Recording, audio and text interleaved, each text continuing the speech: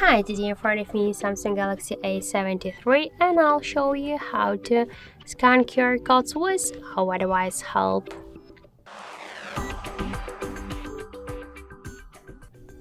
So just to scan QR codes with the Samsung Galaxy, we should first open notification panel shortcuts, and somewhere here we should find this scan QR code icon. Just tap on this icon. Now we should place our QR code here into this frame, so just let's do that.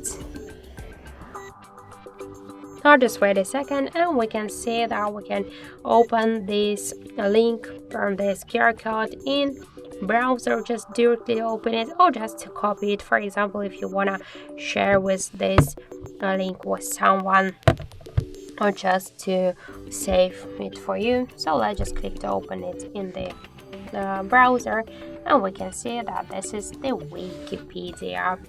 So that's it. Thank you for watching, and if you find this video helpful, don't forget to leave a like, comment and to subscribe our channel.